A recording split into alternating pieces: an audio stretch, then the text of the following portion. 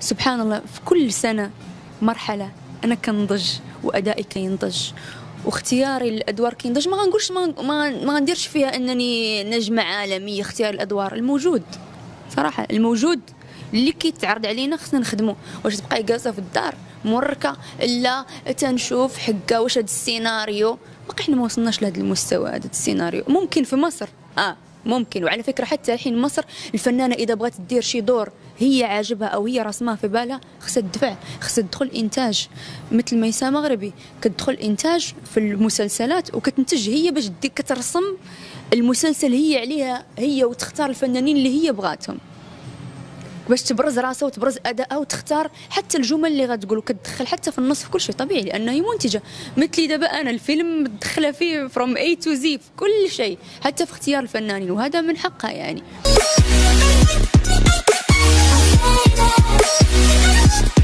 طبيعي اكيد هذا شيء طبيعي. واش غنعطي لوحده غير تتحكم فيا في العمل ديالي؟ طبيعي جدا. مثل غادة عبد الرازق حاليا ما شاء الله مسلسل ورا مسلسل، نجاح ورا نجاح. ف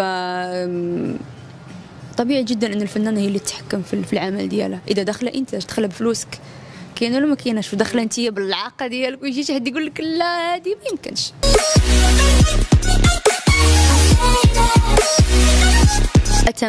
اتمنى جاني عرض قبل قلت نبقاو نعاودوا نفس الهضره عاوتاني. المهم عادي الفيلم اللي ماتش لاف زين لي فيك فوالا. لكن رفضت، والوالده قالت لي لا ما يمكنش وانتي اوريدي في الخليج وغتمثلي دور وحده كذا. الناس الجمهور ما يستوعبش، غيقول لك هي كتمثل ومادام ادات الدور مزيان راه هي اذا بصح هكا. شوفي الناس كيفاش غيوليو يفكروا. دونك انا علاش ندخل راسي في هاد المعمعه هادي؟ واول مره ندخل المغرب بشي دور خصني ندخل بشي حاجه نيت اللي تكون مزيانه وتكون كلاس. جاتني عروض، لكن جاتني عروض ان شو البنت الكيوت الكلاس الحلوه. يا اخي انا مليت من هادشي سوري يعني. ما غنقولكش انا وليت متمكنه 100% ولكن يس ممثله. انا ممثله وينحسب لي ألف حساب في اللوكيشن يعني. معلش قبل ما ندخل اللوكيشن راني كندير دراسه للشخصيه هذه كلها، لا من ناحيه اللبس لا من ناحيه الاداء. كتلقايني يوميا قدام المرايه كيفاش ندير، كنقرا جمله وكيفاش نحرك عيني وحواجبي باش كتشربي ديك الشخصيه، كتشربيها باش كتدخلي قدام الكاميرا وقدام الممثلين وهذا باش كتحسي الجمهور بانك انت فعلا هي ديك الشخصيه. خاصه انا دابا ما شاء الله الجمهور ولا ذكي بزاف، كان المخرج ولا كيفهم في كل شيء، فصعب انك تخدليه وصعب انك تضحكي عليه. لازم تقدمي له شيء فعلا في المستوى اللي عقله يتقبله واللي يقول فعلا هذه فنانة تستحق. لأن أنا دائما كنقولها الفنان بدون جمهور هو زيرو، هو اللي يقدر يرفعني هو اللي يقدر ينزلني، فلازم نكون في المستوى يعني.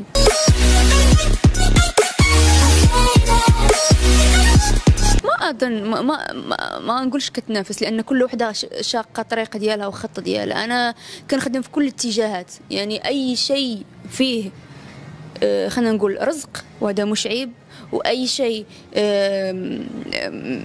يعني دور حلو وعجبني فاكيد علاش غنقول لا. والصراحه يعني نكذب عليك اي دور كيجيني كنوافق، لان هذا الموجود اش غديري. بحال دابا في المسلسلات الخليجيه ديما كيحطوني في ديك الاطار البنت الحلوه والكلاس والزوجه الحلوه الفاشينيستا. طيب هادشي اللي كاين شو ندير؟ بغيتي يعطوني شي دور بحال اللي قلت لكم قوي ولا شي وحده دفعي، فهمتي؟ المهم هو شوفي حنا عندنا في الخليج المهم هو ان دور بطوله، والمهم ان عندك عدد مشاهد كبيره وصافي. هادشي اللي كاين. اكيد بغيت نمثل دور حمقى، اكيد بغيت نمثل دور وحده عندها اضطراب نفسي، اكيد بغيت نمثل وحده عندها انفصام في الشخصيه، اكيد بغيت نمثل. علاش؟ لانني انا حاليا قادره ندير هذا الشيء خلاص. والممثل على فكره مش بس غير كيمثل وصافي يمشي ينعاس، نو اتس نوت لايك ذس. لازم تثقف نفسك. راني كنتفرج في الافلام، ماشي غير الافلام المصريه، افلام مصريه هوليوود باليوود، افلام الكوريه خطيره جدا، المسلسلات التركيه.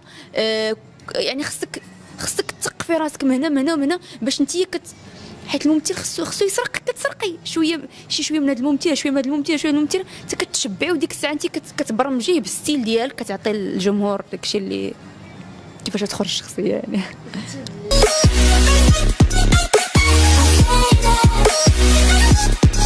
ما قبلتش في المغرب لان انا مش عايشه في المغرب، حلو، واول مره ندخل للساحه المغربيه خصني ندخل بشي حاجه قويه اللي تضيف ليا. اما بالنسبه للخليج فانا معروفه في الخليج اني امثل يعني، فمش شي حاجه جديده. صافي خلاص وئام تحطات في الخليج وعاد نزيد نكملتها في المغرب تا نحط راسي في هذا الاطار ونخرج بعدا من داك الاطار، نبين كي كيقولوا نفرد عضلاتي في التمثيل، نقول لهم راه حبس ستوب، انا راه قادره نمثل هذه وهذه وهذه، ماشي غير حلوه وكيوت خلاص يعني ملينا من هاد الادوار.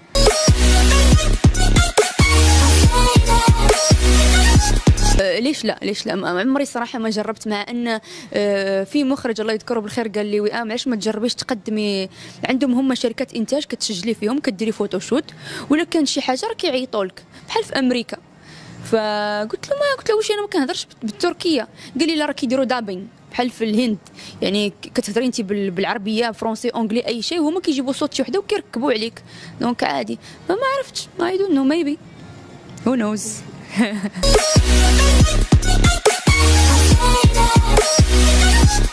سؤال كيوت عجبني. تعرفي يوم كنت صغيرة يعني شيء مضحك، مش مضحك بس طفل سبحان الله على سجيته كيكون وساذج وكيكون بريء. فأنا كطفلة كيقول لي ماما شو بغيتي تكوني وانت أميرة؟ الله أكبر، كيف أميرة يا بنتي؟ بغيت نكون أميرة، أبغي أكون أميرة.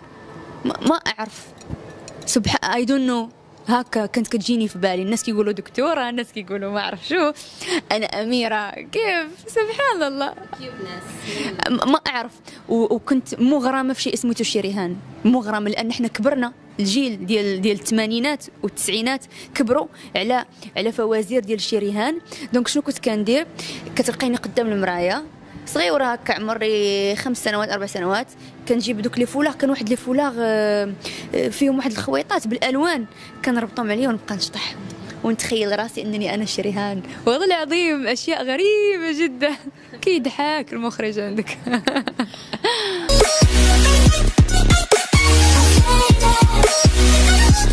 طبعا اكيد اكيد اكيد اكيد. شوفي من كثر ما امي ساعدتني ماديا ومعنويا ووقفت معايا، وطبعا تحيه للوالده ديالي ام فهد حبيبتي.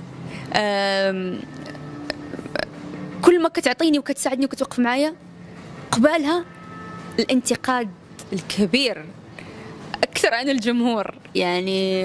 وخاصه ان خوتي دابا بداو كيكبروا، عندي اخويا ما شاء الله مهندس يتخرج هاد السنه فهد،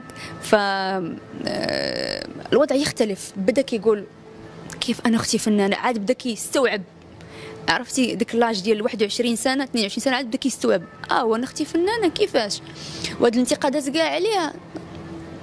فكنضطر اني ندير بلوك لاهلي باش ما نمرضش نفسيا وما نتعبش نفسيا. على فكره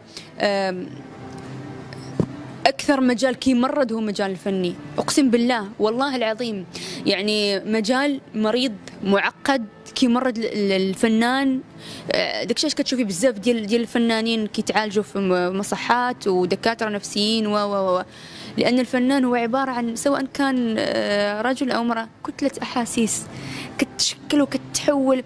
غير هذيك لو في باش تدخلي في شخصيه وتخرجي منها، هذيك راه المشاعر ديالك وكلك انت كتدخلي وكتخرجي، راه انفصام في الشخصيه. فتخيلي شحال من مره انا كنفصم في شخصيتي ونخرج، فاكيد راه غنتصوطا، ماشي غنتصوطا بمعنى راه صافي، ولكن راه خلل كيوقع خلل. يعني راه كيقول لك غير شنو، عندنا واحد المثل كيقول لك البطه ولا ما عجبك شي ما كتعرف تمشي لها هكا ولا هكا ولا بيبي ولا ما عرفتش، عندنا شي مثل مغربي. يعني ما كنبقاش عارفه واش انا وئام ولا ليازي اللي مثلتها ولا اميره اللي مثلتها ولا ما عرف مين.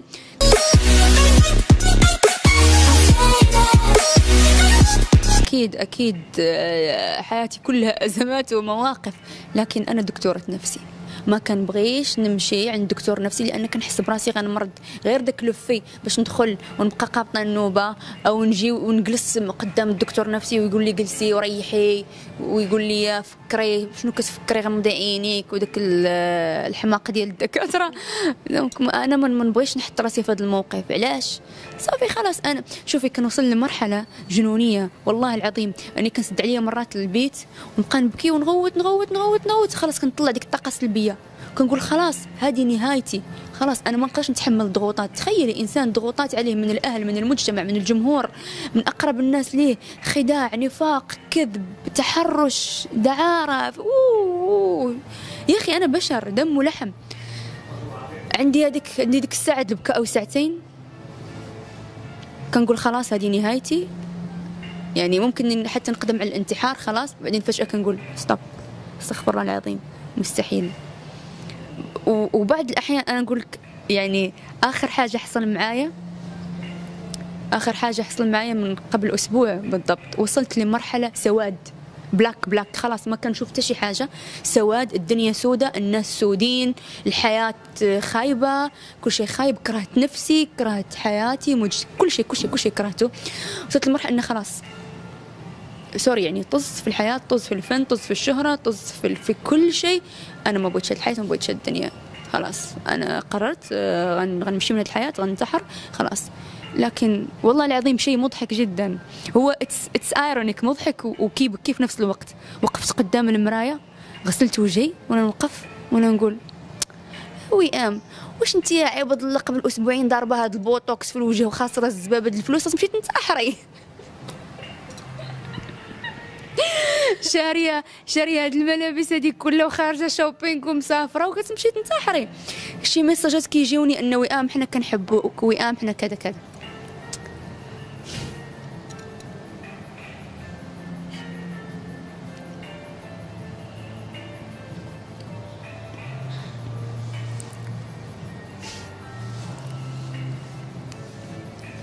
حياة الفنان جدا صعبة بزاف. سوري